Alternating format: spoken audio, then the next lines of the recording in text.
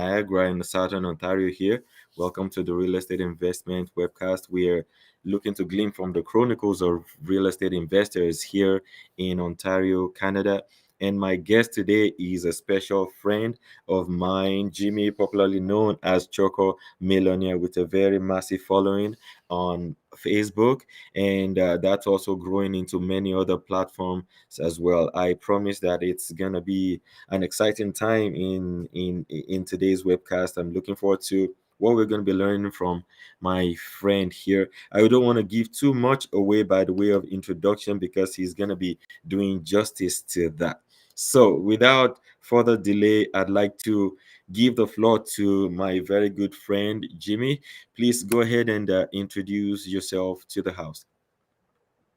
Hi, Big Joe. I like to call you Big Joe. You're my senior brother. How are you? I'm good to have you today. Thank you. You were actually the first person to interview me. Oh, Um, awesome. First person to interview me. So, I Yeah, mean, and you all inspired me to do this as well. So thank right. you. Yeah. Yeah, thank you. I really appreciate. So, yeah, those who know me one on one will call me Jimmy, but my social media name is Chorkor Millionaire. Chorkor Millionaire. And don't worry, it's not like I have a stash of millions in my account. There's a reason behind the names. And yeah, I am a young real estate investor, still learning by the day. And I live in Niagara with my family. And I've been investing in real estate since December 2018. December 2018. Hmm. I also am a product of international. I'm one of the guys who came here to study. So that was my route for coming to Canada. Came to study, studied political science. And yeah, as today marks exactly 1 year since I started putting myself out there on social media. Today is the first anniversary of my social media campaign, whatever I do, social media. And yeah, I am married. I have two adorable kids, a 2.5-year-old girl and an 11-month-old boy. Yeah, so that is a little about me. And I'm a Christian too. Awesome. Thanks for that introduction. Looks like you have your hands full, so we'll delve right into that. So the next question is what really motivated you to get started with real estate investing? Wow, what motivated me to start real estate? I guess it was the right connections, the right moments that triggered conversations around real estate. I must say that I never imagined I was going to be a real estate investor. The way it happened, it was just one thing leading to the other. So there were pieces of things or different events or moments that kind of just got me closer to falling in love with real estate, and eventually I'd made that decision. So if I were to summarize them, I would say three key moments. Three key moments. Um, the first one, my former landlord or landlady, I, as a graduate, I was living in this house, 3 bedroom, with two other people. And then the basement, the landlord and the husband were living there. The landlady and the husband were living in the basement. She is Chinese and the husband is from Mauritius. So one time I think they called me, the lady, the Chinese woman called me, Angie, let me give you credit. Angie, she lives in St. Catherine. She called me and said, um, so I can see that you have quite a number of cars in the driveway, you alone. I'm like, yeah. So why do you like cars? I said, well, I buy them and I sell them. So my kind of thing at those days was this was around 2016 thereabout. I'll buy cars online, trying to get them cheap, and then I'll resell them. I'll use them for a while, and then I'll resell them, mark them up with $200-300 profits. And then I'll resell them. So that was kind of my thing. So it got to a moment I used to have about 4 or 5 cars sitting in the driveway. So this woman was watching me, and then one time she asked me, like, "Do you make a lot of money doing this?" And I said, "Yeah." So I was telling her how much I was making, and then she was looking at me with disdain. Huh? It was kind of like, this guy. And then she began. She could barely speak English. Then she began giving me. She said, "Cars will depreciate with time. That I should consider doing real estate." I'm like, "All right, cars depreciate with time, and they lose value. I should consider doing real estate.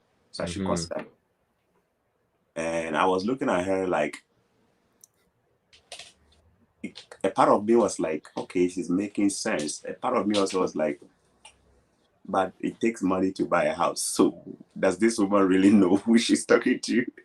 And then they invited me down there in the basement. So I sat with them and then they began telling me. Then she asked me some key questions.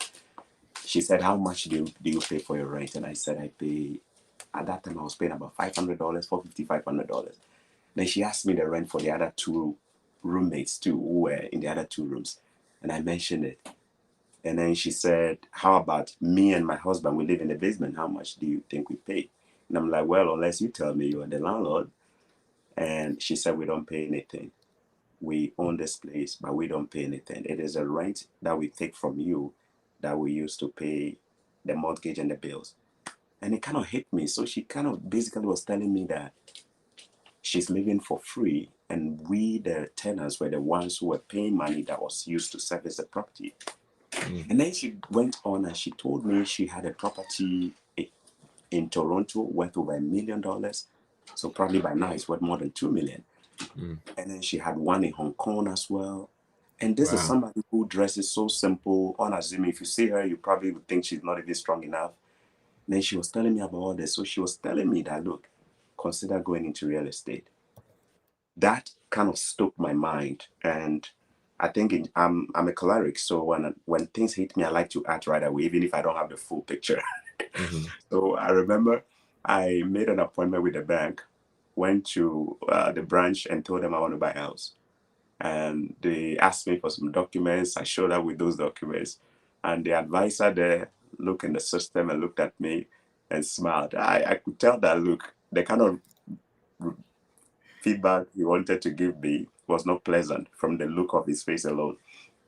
And finally, he basically said that I wasn't qualified for it. In fact, at that time, I probably had less than $10,000 in my bank account.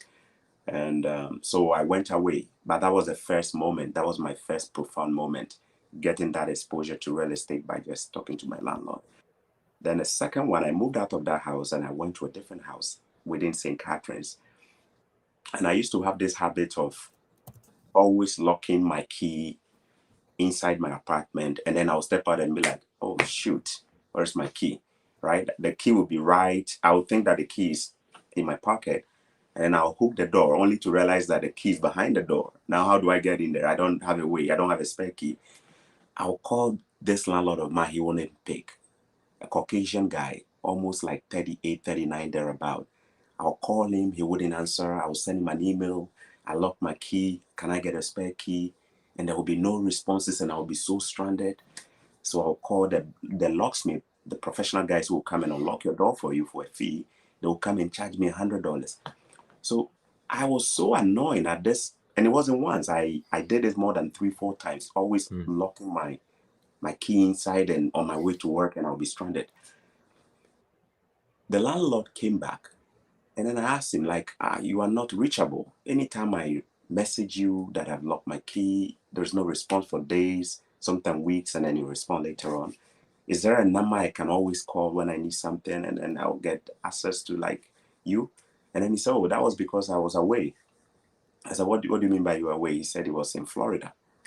And I asked him, like, do you work in Florida? He said, no, he was on vacation. And I'm like, vacation? Like, almost all the time you are away, you are not reachable. He vacation. And then he began telling me for most of the year, he's not in Canada. Mm-hmm. Mike was telling me for about 8 to 10 months in a year, he's not in Canada. He's on vacation. So I asked him that question. What do you do for a living aside from owning this? And then all he had to do was to point to 2, 3 houses on the same street to tell me he owns them. And I was looking at this guy, he's young, like 38, 39. I'm like, okay. And then he began just pointing out his portfolios to me in terms of where he has assets within the city. So I asked him, is this what you do full time? He said, yes. Then I asked him, how did you start? And one thing led to the other. He got me interested right away. And he's a white guy, by the way. And so I asked him, like, if I want to start, what do I need to do? By then, I had just graduated from school and I was working in a factory, making just minimum wage. And He said, you know what? Do you have your PR? I say, I'm just about getting it. It's all right. Work hard, save enough money, at least have around 50,000. Go to the bank, tell them you want to buy a house, they'll help you. That was all I heard from it. So we see the Chinese woman opened me to the idea.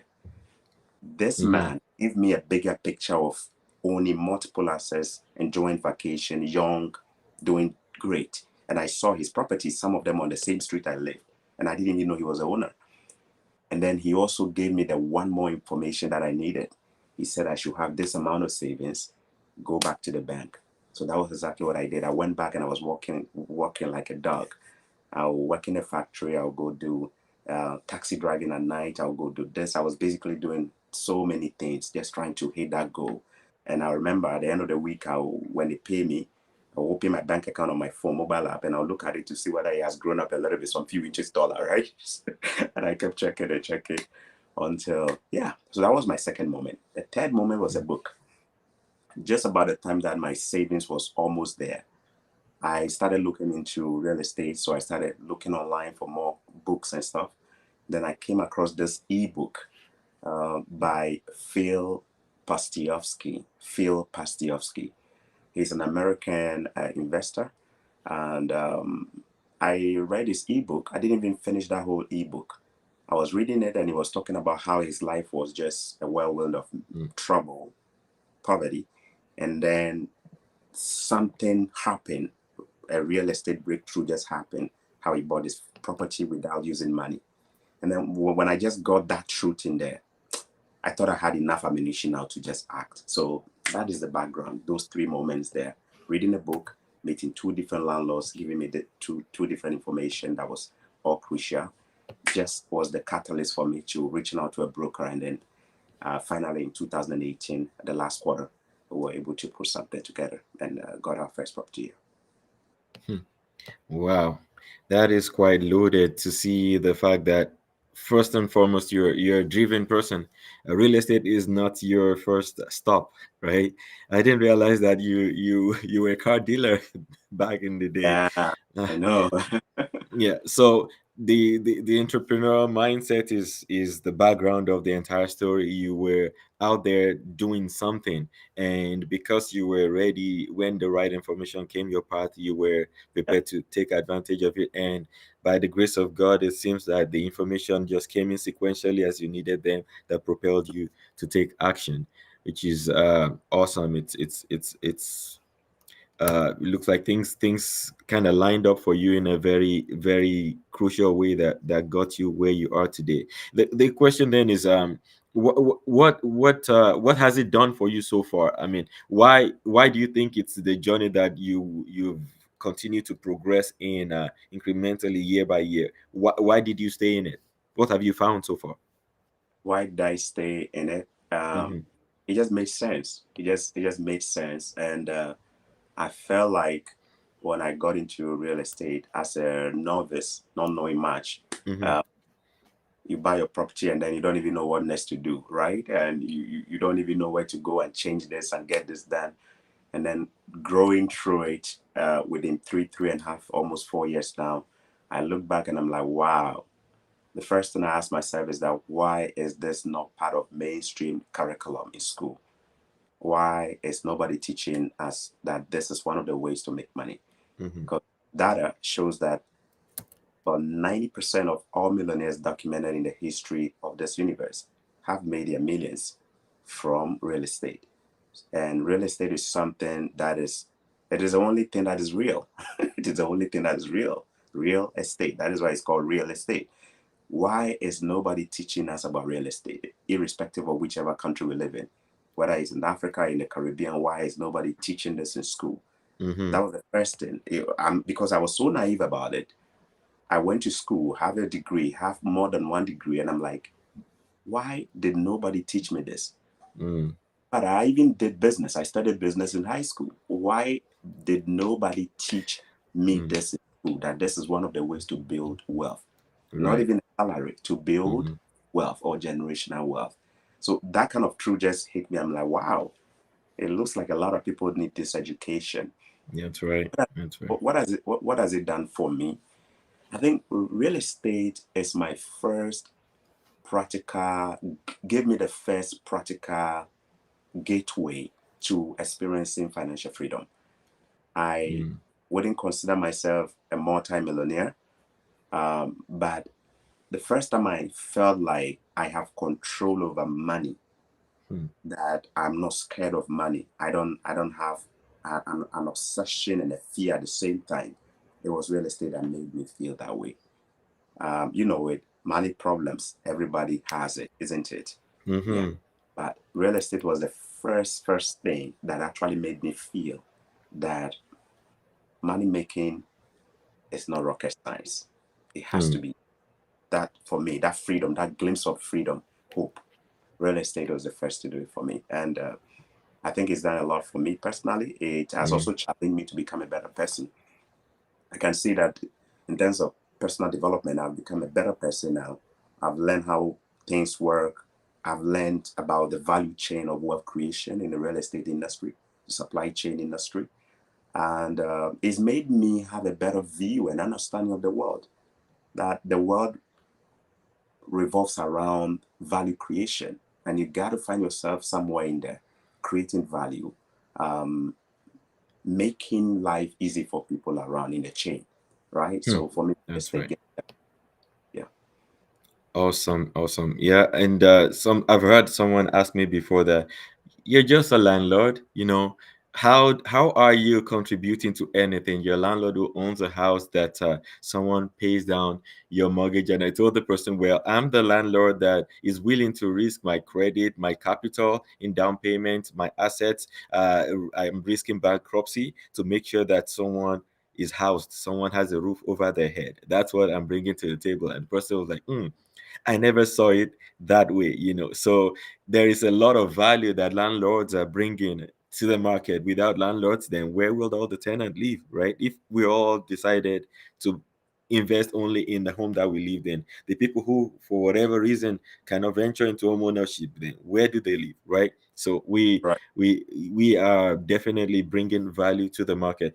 Just if you're joining us somewhere in the middle, this is Real Invest Webcast episode 002, and my guest today is my good friend Jimmy, also known as Chorkor Millionaire, very huge following, and he was just talking about how this investing game has given him an opportunity to understand bringing value. And if there's something I've noticed about his life, is that he truly is a genuine person who is looking to bring value to others, and that's why he has so much following, because he's consistently on a daily basis bringing the value to people. So if you are learning anything here today, please, I want to encourage you to like the video, this webcast, wherever you're watching on, and please share the webcast as well.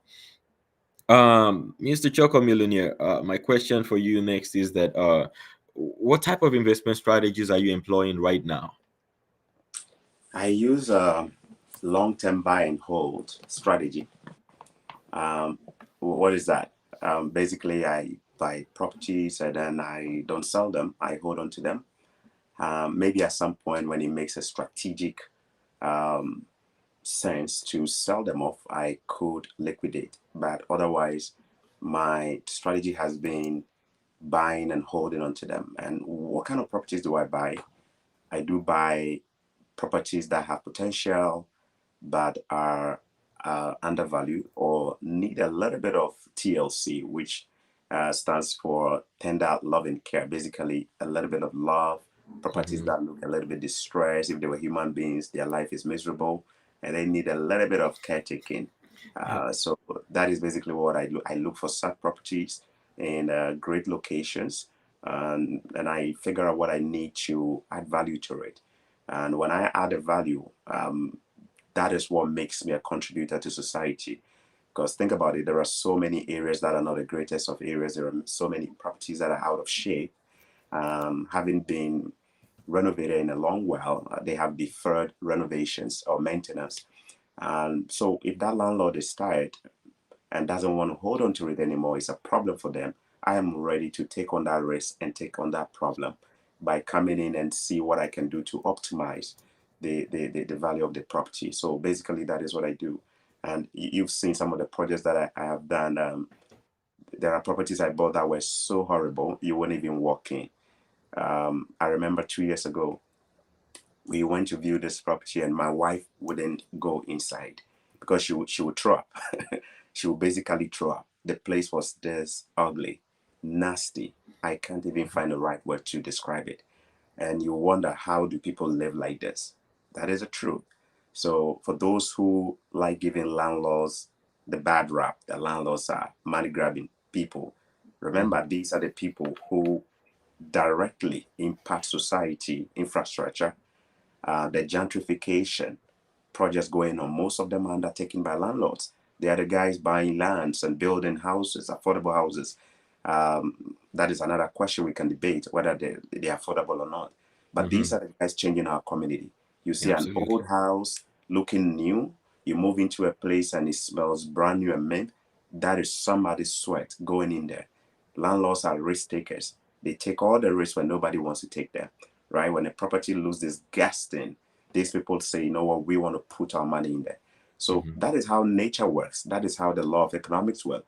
The one who bears the risk has to be rewarded with somewhat gain.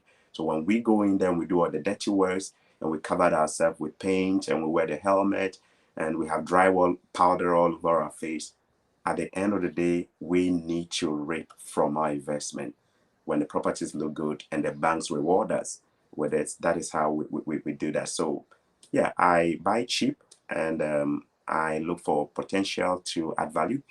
And then when I'm done doing that, a happy tenant will move in and say, wow, this place looks beautiful. And Right. then able to pay the market rent. Remember, market rent means that is a normal rent in town. So it's not like the landlord is charging something which is unusual. Market rent, that is actually the rent of the time. The property was not commanding the market rent because it was in a bad shape. So when I restore it to where it belongs among its Mhm. peers, I need to be rewarded with the market rent or the premium rent at that time. Yeah, that's what I do. Awesome. And I've seen some of the work that Chorkor Millionaire has done in terms of bringing a property to where it needs to be. And sometimes I'm like, wow, he's so detailed oriented that some things I'll think I probably won't spend more money on that. But when he brings value, I'm saying that he brings value into the homes that he it takes it really personal, that he does everything to make sure that the home is top notch for tenants. I'd be like, okay, I'd like to live in this place. If I Mm. was to rent, I want to live in this place. So that's a lot of value. And many landlords don't really care. They just do something basic so that someone can just move in there. And but if you really want to command the kind of tenants that would keep your home in good shape, then that's a good tip there. You want to make sure that the home is in a very good condition. Um what I did not inform Choco Millionaire of this question, so he may choose not to answer it. But are you at liberty to share with us? Because sometimes people are thinking it's 2018. So how can the progress of the journey be like, just to give some people a vision right now? How many properties do you currently own? You don't have to say that if that's off the chart, but if you care to share that, go ahead. So we do have, when I say we, me and my wife, Mhm. we do have three duplexes. We do have a triplex, and then we have one in progress as well at the moment. So altogether, let's say give or take about 9 units. Yeah. So that's three duplex, one triplex, and another house somewhere, 9 units total. And he began in 2018. I said that I brought that up just so that uh, many of us can really begin to expand our mind as to what's possible. A lot of times, what limits a lot of people is either the lack of awareness or the disbelief that it's even possible at all. So you need to, when you see something like this, you have a good clue of what's possible. My next question then is, what are the major obstacles or challenges that you faced at the beginning, and how did you overcome them? Wow, the challenges are many. Mm, The first challenge was getting a qualification to buy the house. mm, It can be hectic, huh? Especially yeah. when you're a rookie, you don't know who to talk to. Mm, It can be challenging if you don't have the greatest of incomes. I was just doing a factory job at that time, and I had just transitioned into a brand new job.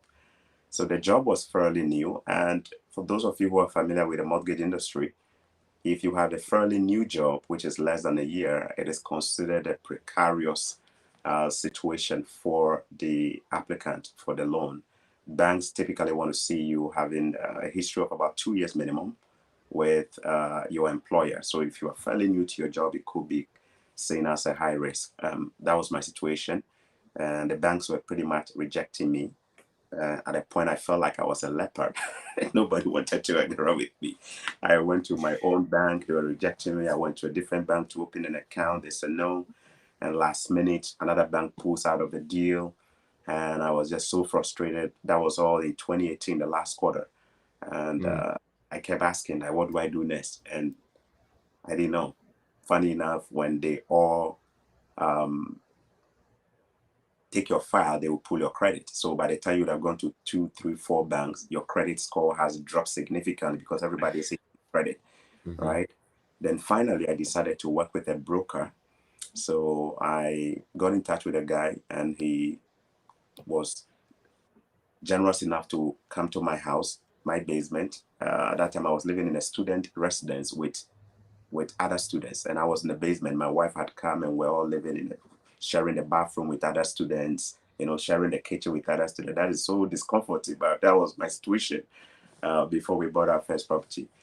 This broker came in and sat with me, and then he actually opened my eyes to the way things work in the mortgage industry, how qualifications work. I didn't know that this was a red flag. This was a red flag. This was a red flag. These are things that the banks don't want.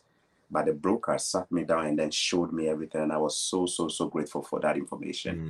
So the next step was how to overcome it.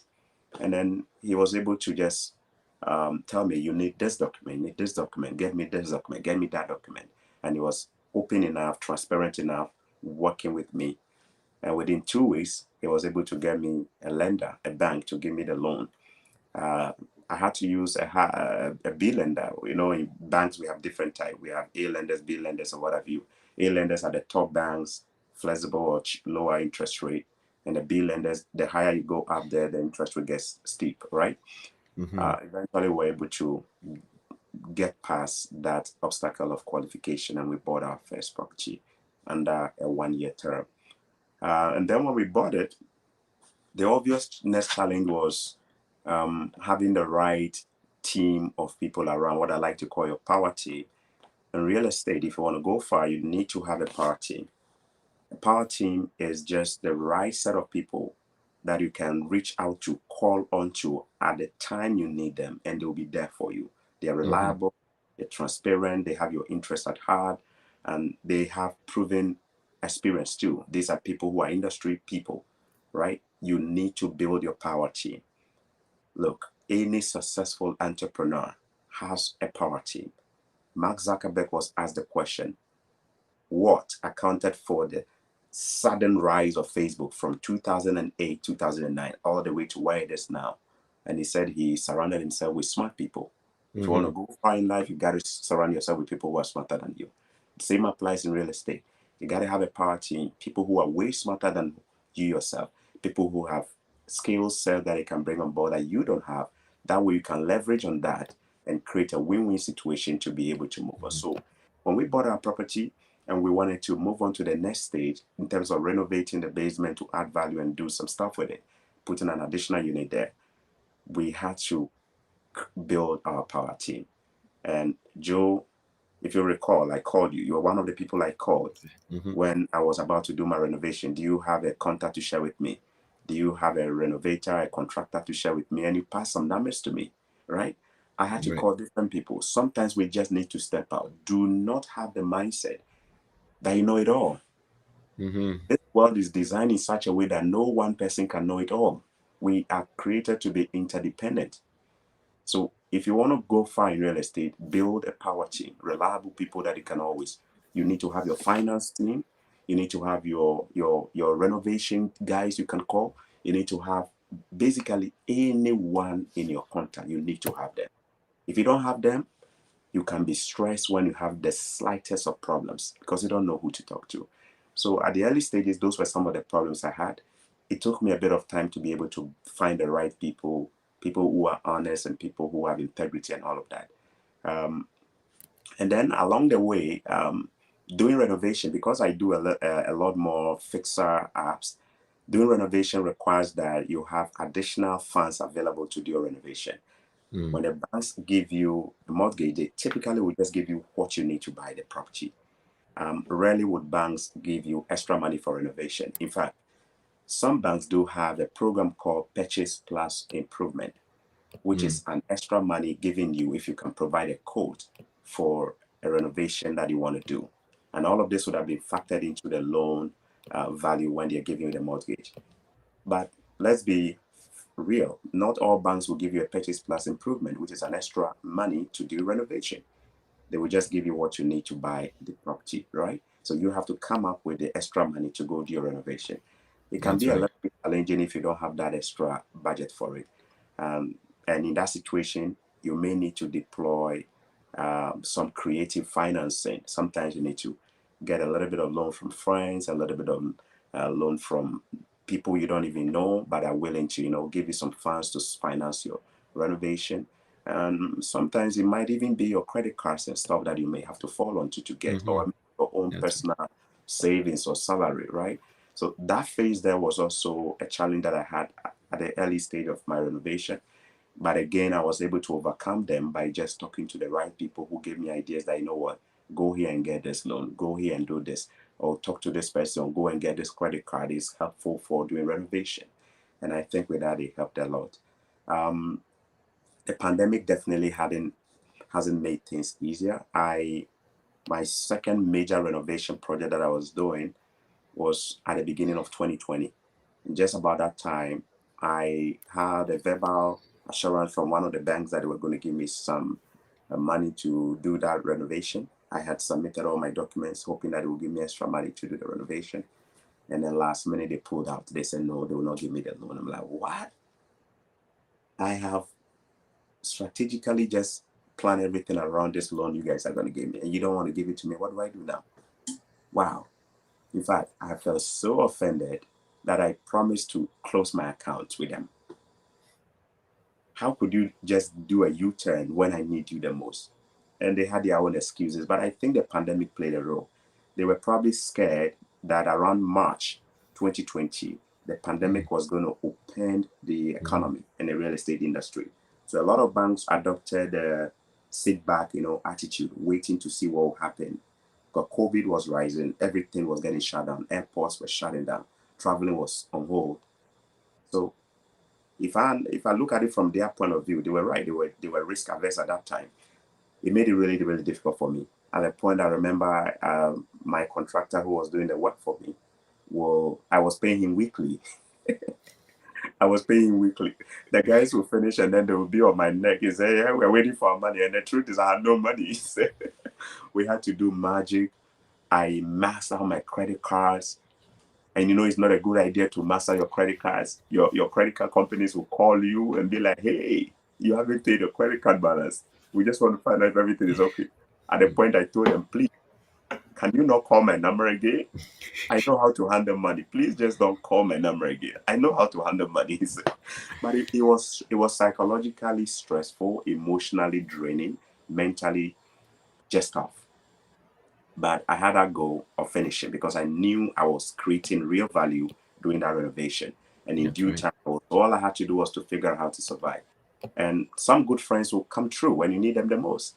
Mm-hmm. I just had to call somebody that I didn't even see as a potential uh, person to give me loan. I called this person and say, hey, I think I need extra 10K or extra 15K. This is a project I'm willing to give you this much of an interest return within 6 months or within 1 year. Is it something? She came over, looked at the project. She was excited. She saw what I was doing and she gave me the money. I'm like, what? So, people, if you are watching me today, Mm. sometimes when you get stuck, the very people in your circle, some of them could be the ones to get you along. That's right. If you have friends who you can reach out to in your moments of adversity and they are there for you, those are the kind of Mm. friends you have. There are some friends who are fair weather friends. They only show up when the times are good. Mm. And when you need them in your days of adversity, they will fail you. A man called Joe. Remember, he had three friends. They will actually come and then they will disappoint you and break your spirit down. So Mm, I need to have friends like that who, because they seem to believe me and trust me and see me as somebody of integrity. They trusted and then they helped me with the renovation, and I made sure I paid them before the time.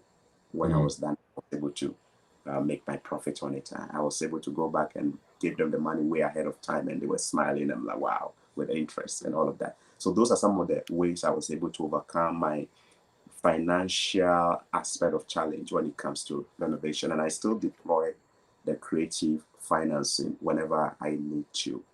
Um, what would be the other challenge? Basically, the other challenge could also be working with brokers that know you for who you are, and can pick up your file at any time and give you exactly what you want when you need them. When I talk about brokers, I'm talking about mortgage brokers, because after every renovation you need to go back to the bank and refinance or get a HELOC or get whatever line of credit you want, right? So you can pull up your equity. And sometimes it can be a bit difficult if you haven't found your go-to broker who can give you all the solutions. Some brokers are just good enough for getting you to start your real estate journey by buying your first property. They may not be the same brokers that you will need to accelerate. I had to make that decision. My first broker that I used, um, I only used him to close my first two properties. And then from there, I moved on to a different broker. It was a tough decision, but I had to let him know. I'm very honest. I had to let him know, look, I really want to grow real fast. And I can tell, like, I had to let him know that the way I wanted to grow, he didn't share that same vision with me. You know what I mean? So mhm, anytime I brought my ideas, he could tell that he had a different plan. And I'm the type, like, when I share my vision with you, it's either you're coming with me or you're making it better. If you're not coming mm, with me, I'll leave you behind. So unfortunately, even though he was the one to help me in the market get my second property, I had to make that mhm. tough decision to move me on to a different broker who shared my long-term vision of going this far and was ready to work with me. So sometimes those are some of the challenges. It could be tough, but you just have to be honest and straightforward with people. Yeah. That's awesome. Again, if you joined us in the middle of the program, this is Real Invest Webcast episode 002. And my guest today is Chorkor Millionaire, and a whole lot of nuggets has dropped already. So I'm going to be encouraging you to go back and rewatch the episode. Is going to be on YouTube. It's going to be on Facebook as well. What an answer to that question, Mr. Jimmy. And I was just taking some note here. Sorry, go ahead. Do you mind if I talk about one more challenge that I forgot? Y- You know what? Before you go there, I just want to do a quick recap here. Mhm. My guest last week said something really crucial. He said, as lucrative as it might sound, real estate investing is not for the faint-hearted. Yes, that's true. Sometimes some of these challenges you talked about, it's something that will cause some people to crumble. But when you have a mindset that this is a business, just this morning I was having a conversation with some people, and they were asking my wife, how come you're not at the daycare this morning or something like that. She's like, well, I popped in and I had to head out, and they were wondering, oh, what a nice lifestyle. I said, wait till the staff needs to get paid. Okay. Wait till it's payroll time. That's where you know that it's not that fun to be an entrepreneur, but it's also rewarding. Like you said, high risk, high reward. Now, having the right team around you, I think that answers Mr. Benga's question. His question was, do you do your innovations yourself?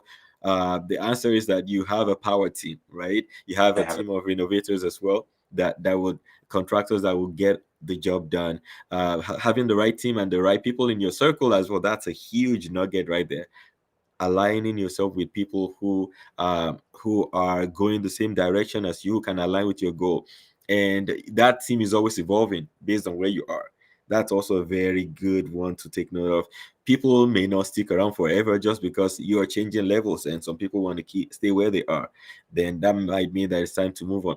One last crucial thing I picked out of what you just said is integrity. You had people contribute to your progress, especially financially. You made sure to pay them back before time with their interest. How I mean, you couldn't do business better than that, so that people know you for integrity, so that next time when you need them, they know that you are solid, you're good for it. So those are things to keep in mind. Sorry, go ahead with what you're going to say.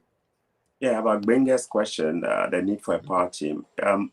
I find that for those who do fixer-up renovations, like buying properties that are in bad condition but in great locations, and then doing renovations on them, I find that in our bid to try to save money, we try to do everything by ourselves.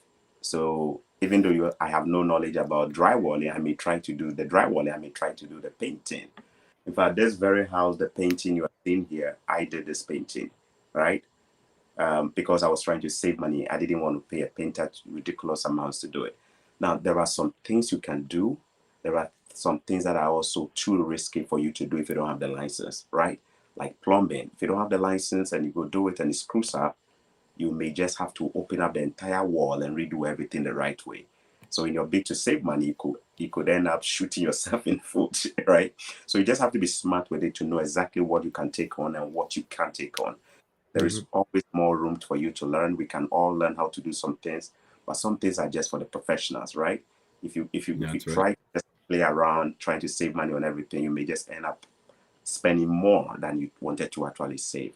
Now, the second thing is also to ask yourself whether this is the best way to use your own personal time. For example, how much money do I make in 1 hour? Now, if the amount of money you are making in 1 hour is more than the amount of money you would have paid a contractor to come and do that renovation job for you, is it worth you sacrificing your 1 hour to come and do that job? Let me give you another example. If I make maybe $70 an hour doing my own job full time, right? And then I want to do a painting job or a flooring job, and the person coming to do the flooring job will charge me $25 an hour to do the flooring. Does it make sense for me to not go and do my $70 an hour job, using that time to come and do the $25 an hour flooring just because I want to save money on the renovation? For me personally, it doesn't. It's not the best use of my time. That's So right. I'll focus on doing the things I do that produces the max income for me and allow Hmm. those who are professionals to do this. It's all about return on time. If your return on time is higher elsewhere, deploy yourself there and allow those who are professionals to do it. If you're going to do it because you are good at it and you don't have nothing to do with your time, then it's a learning state, a learning curve for you, and you can Hmm. go in and learn that. That is the one thing I picked. So just be careful not to take on too much that you can chew, lest you bring on too much problem that you can. That's about the power team there. The other challenge with buy and hold, when you finish renovating, you obviously will rent them, which is a traditional way people rent. Now we are seeing a new trend of Airbnb. And your first episode, I watched it, your interview with Big Brother Fashola, and he was talking about his Airbnb success, right? How he does it and blah blah blah. But you also remember he talked about when he moved out of British Columbia to a different province, all the problems he had to deal there and how he Yeah. overcame it in the management and all of that, real estate management team or property manager and stuff like that. Hmm. When it comes to dealing with tenants, it's a big problem. In fact, one expert once told me that there are three T's of real estate problems. One, tenant, toilet, and then the last one. What is the last one? The last one is something. You'll be sleeping in the middle of the night, and a tenant will call you. Oh, Chorkor Millionaire, my toilet is flashing. In the middle of the night, they are calling you. Their toilet is not flashing. Who do you think they will call if they don't have a property manager? They are going to call you in the middle of the night.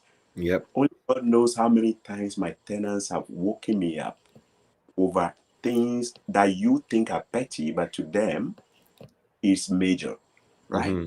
Somebody could call you and say, "Oh, the temperature in the basement is not." Especially if you have a duplex where there is a unit up and then there is a basement and you have a tenant there, and you don't have a separate heating system. The temperature at the top is too much for the person at the top. The temperature at the bottom is probably not. And the person at the bottom is thinking that the person upstairs is screwing them up with the heat, right? If they are not fighting among themselves by insulting each other, they're going to call you and say, "Yeah, my heating needs to go up. Can you increase the temperature?" The moment you increase the temperature there, the other person is complaining to you that your room is, oh, tenant problems. I Wow. just broken toilet, plumbing issue, or their child or their son just stuck a toy or flash a toy down the toilet and it got choked, right? Or you are just there and then the basement glass when it rains. Or Wow. if you live in a house where the soundproofing is not the greatest and there is noise problem. One tenant could complain that, can you tell the other tenant to stop walking, jumping? They're going to call you about it. Yep. Some you live in a house where your tenants are different racial backgrounds. They could complain about food. The other tenant is cooking some kind of food that smells funny. Can you tell them not to? Tenant? It Yeah. is very nice when the rent is coming at the end of the month, but it comes with a lot of. That is why Brother Fashola said that the real estate is not for the faint hearted and stuff. Yeah. Because Mm. you need to understand the problems that you go through as a landlord. It's fun and easy collecting the rent at the end of the month, but it comes with an equal responsibility.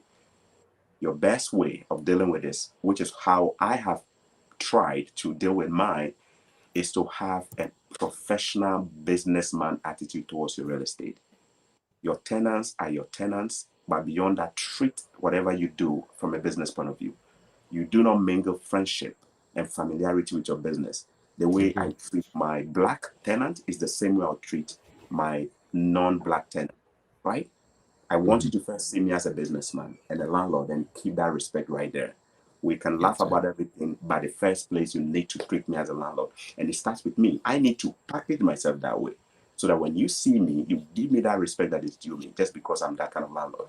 So be professional with it and do not compromise anything when it comes to tenant selection. Tenant selection is the deal breaker when it comes to doing being a landlord. Mm. Especially if you're going to be renting your place out, tenant selection is for me the cornerstone of your success as a landlord. Many are times when we finish renovating, we are in a rush to put tenants in there and we don't spend time doing background check and vetting of tenants and what have you. Now, guess what? In Canada, interestingly, some provinces are more pro tenant than more pro landlord. In Ontario, for example, real estate rules here favor tenants more than landlords. So if you're not careful and you don't know your market and you don't know how much power tenants have, and you go and get a giant bear to sign a first and last month lease, and they go in, you're gonna figure out how you're gonna get that giant bear out. Because for you to even get a date with a landlord Mm. board to go and evict that tenant there is a whole monkey story on its own, right? Some tenants are full of problems. When you get them in, you've bought the problem. Some tenants can ruin your investment and destroy your property in no time. Some tenants can turn. So when it comes to tenant selection, I do not joke with it. In fact, I vet you as though you are going for a job interview. There will be a first interview, there will be a second interview. Oh my goodness, I will walk you down your car when you are going away just to take a sneak peek into your car to see whether you have a coffee cup flying around in the seat there to get an idea what kind of person you are. If Hmm. you approach it with this professional attitude, in fact, I will go an extra mile of even trying to talk to your previous landlords to see what kind of recommendation or reference they will give, right? This is an area that a lot of us chip in ourselves and then we cheat ourselves on. We don't take the tenant selection seriously. And a bad tenant does not change overnight. They have a history of being a bad tenant. If only we will look for those red flags, we can have great tenants who will become premium tenants and tenants who will treat your place with all the love in your absence as a landlord. Wow, wow, wow, wow. Yeah, that's a whole lot that I won't even recap that. Just rewatch the video because if you're gonna do buy and hold, tenant selection is it's the end all be all, literally. That's what makes or breaks a tenant. A lot of it breaks a landlord. I mean, a lot of landlords get out of the game because of this. Yeah. And no matter what, at the end of the day, again, even if you lost, if you even if you have to wait for 6 months to get the right tenant, do so.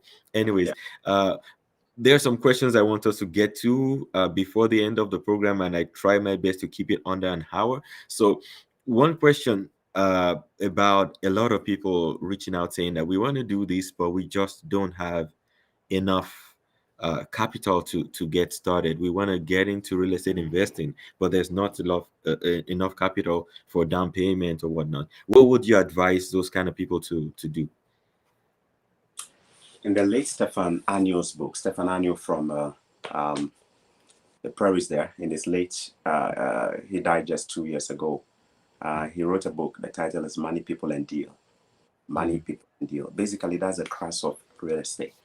for anybody who is a multi-millionaire in real estate, they always will find a way to deal with these three variables in real estate: money, people, and deal. Money talks about how you can attract money, whether it is your own money or other people's money, called OPM: banks' money, friends' money, strangers' money, syndicate money.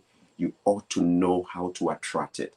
If you don't know how to attract it, you're going to be stuck because you can't do everything with your own money. At some point, you might need the help from other people. It could be a bank, it could be an institution, it could be friends, it could be stranger, it could be partners. You Mm-hmm. need to know how to do it. And how do you start? You got to start hanging around with people who know how to do this stuff. Some of them will charge you money to teach you this. I am a believer that if it's worth the money, you can pay for it. But just be on the lookout. Some people are also there to sell courses that lack the practical depth, courses that just will leave you stranded the more and confused Mm-hmm. that before you started. So be on the lookout. Don't just go and pay ridiculous monies to somebody without seeing a clear roadmap of what impact they're going to bring to you. Money, money. Your own personal money could help. Your own savings could help. You and your spouse's savings could be a joint savings that could help. Mm-hmm. Or other people's money. You heard me talk about how creatively I'm able to attract other people's money and using them. Then the next one is people. The people is the power team I talked about. Like when I started, I was the one who went on Google looking for properties to buy. I used to go on Google looking for properties in Niagara to buy. But guess what? Where I am right now, I no longer do that. In fact, literally, Joe, you chase me with deals, Yep. right? My realtors chase me with deals. Why? Because I've been able to build that power team to the point where my realtors know me so well, then they know my taste of investment. So they Mm-hmm. know exactly how to tailor things and customize the search for me. If you don't have a power team of like investor focused realtors, you can spend your energy, burn your energy on the internet looking for deals only to frustrate you and drain you as well, right? So make sure you have the right people around, the right power team, your realtor, your broker, and everyone in there. And then the deal, how to find the deal. Look, you can have the money, you can have the people around, but if you don't know how to spot a deal, trust me, you can walk around, you won't find it. There are people Mm-hmm. with money right now, they don't like the money, but they don't know exactly where to even buy. Right. Estate, the deal is not just about just a property, it's about the location of the property. Is the property in an A community or a Mm-hmm. B community or a C community or a D community? A communities are the exotic, large, plush communities of big cities like the Torontos and the Vancouvers or the Londons. You know what I mean? The B communities are the suburbans, the areas that are 1 or 2 hours away from the big cities, but then have massive potential of growth. The B communities. And then we have the C community. The further you go up the alphabetical order, the further you are moving away. As an investor, you need to know which community is investor focused, investor driven, have high yield of return, um, in fact, show a trend of positive growth. These are all things that don't come overnight. It comes when you begin hanging around people who do this, right? That's Within right. Canada, there are areas I will not invest within Mm. Canada. And within Canada, there are areas that everybody wants to put their money. There are also areas that when you are a starter, you just can't buy a property there.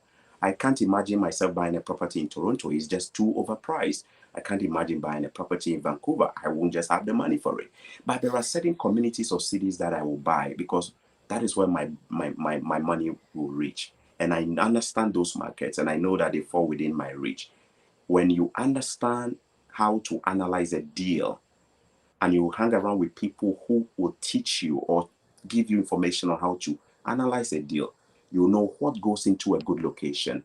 You know, even within a good location, what goes into looking at the properties that are around that area to help you know whether when you are renovating yours, it will come to the level of all the other ones in the same area, or you are renovating yours, whilst all the other ones are also equally bad.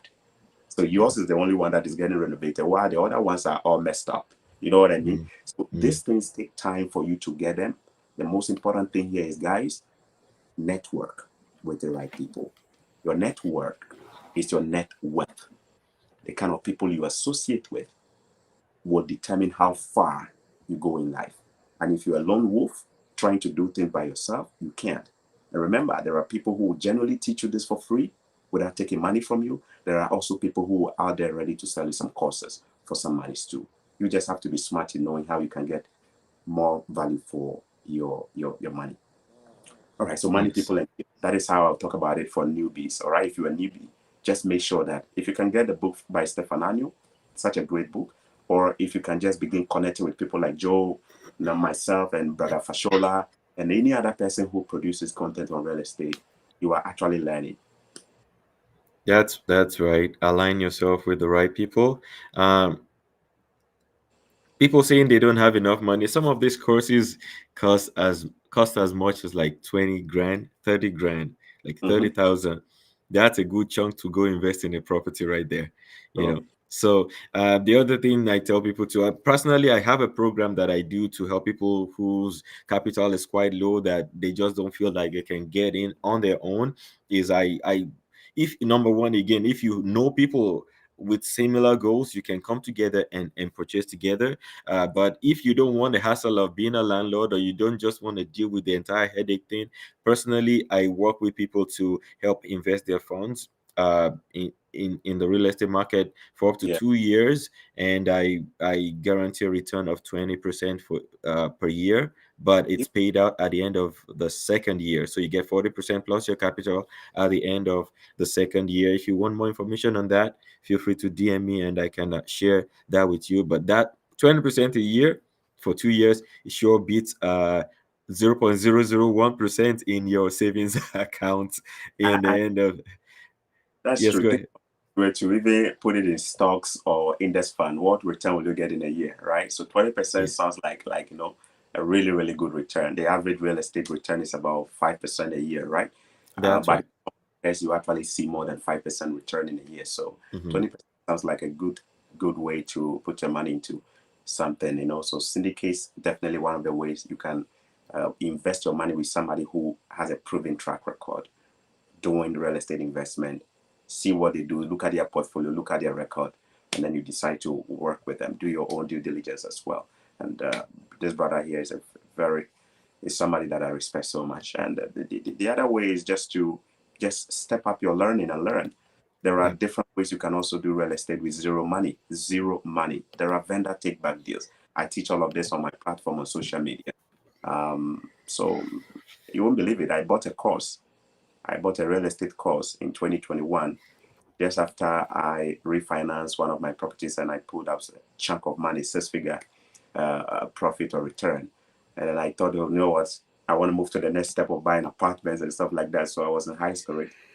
And I went online looking for somebody who has a track record of doing it. But I learned my lesson. I realized that, look, these people were ready to sell me the course, but they were not there to walk me the steps of the journey, right? So that is the one thing I'll tell you. For me personally, I learn when I have a mentor who I can see, talk to, if possible, even meet in person. I'm not one of Hmm. the people who can just buy a course and just watch it. It doesn't work for me. For somebody, it can work for them. For me, I'm not just a course-oriented person. So that was one of the ways that I spend money that if I were to look back and go back in time, I wouldn't have spent that money because I ended up knowing that I could actually learn all of that without having to pay somebody $6,000 for a course. You know what I mean? Yeah. Yeah, that's right. That's right. We're basically out of time for today's session, but I have one more question for you before we call it wraps. I think it also ties into another question that we got from Mr. Benga regarding the current market landscape, regarding the interest rate being, going up shortly. The question is basically, what do you think should new investors be getting in the game right now? Should they be holding off, waiting for the market to crash before they get in? How does the interest rate tie into all of that? What's your outlook about the market in general? Good question there. I think the one thing I learned from Robert Kiyosaki is that there is nothing like the right time. Mm. What matters is your ability to seize the moment, the opportunity of the moment. Some people keep waiting and they never stop waiting, and the right time never comes, right? So for me, it's about one, understanding the market, understanding the trend, and asking whether it makes financial sense to put your money in there now. If you understand the market enough, even when the market was red hot last year, I did some deals last year, right? The Mm-hmm. market was red hot and I was still able to find a deal. Now that the market is tapering a little bit and getting sober, you can still find a deal. Somebody will say, you know what, let me wait 2, 3 more months. Let me wait 2, 3 more months and see whether prices will drop further.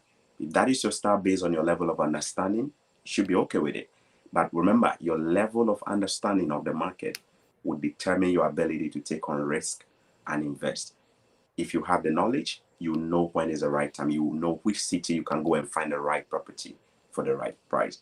So do a little bit more study, connect with professionals who understand the market and can help you to see the trend of the market so that you see whether if you put your money in, you are in for this return and this gain or this profit. That is what I would say.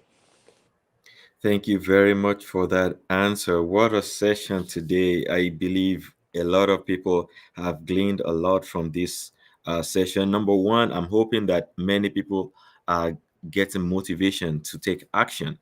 And number two, I'm hoping that you're getting valuable education as you join this uh, webcast every Monday. This takes place every single Monday, every week. God help me, we will keep it going so that you continue to learn all that you need to know to become a profitable real estate investor. It is possible. With God, all things are possible.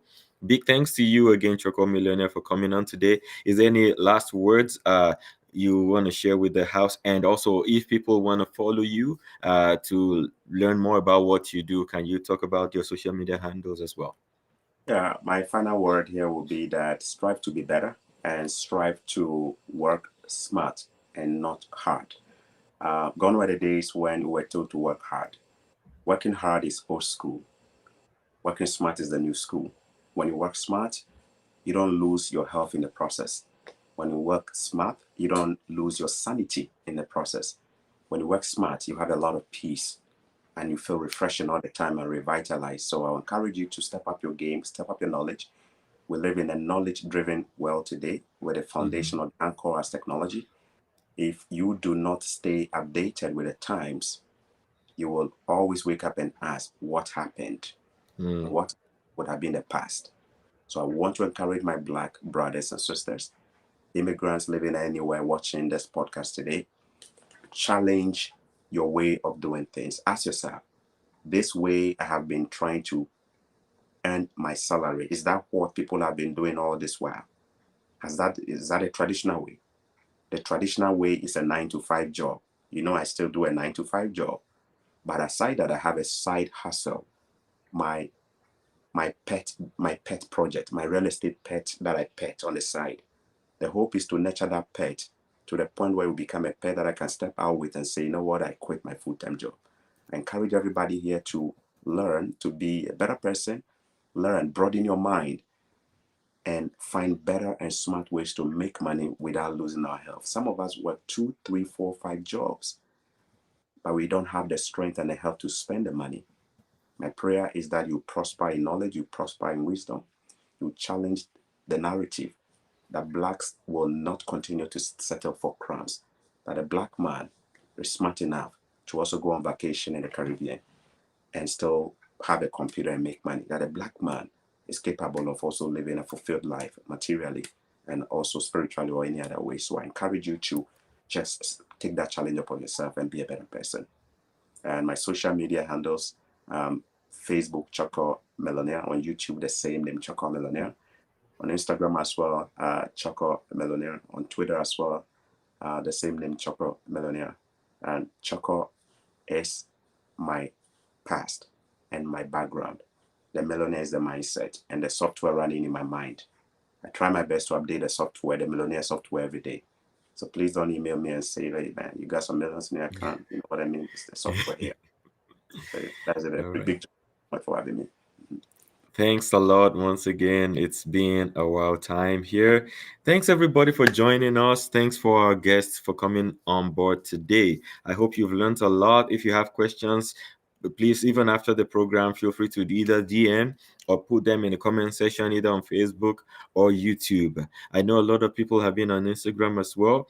Like the live streaming on Instagram has a little bit of quirk to it. So feel free to reach out on Instagram DMs or in the comment section of YouTube and Facebook. This is Real Invest Webcast episode 2. It's been a wild time. Thanks very much for joining us. And I'll see you here again next Monday. Same place, same time. Next Monday for episode 3. I have a wonderful guest also lined up for that. So look forward to it. Thanks a lot for joining us and have a blessed week ahead of you.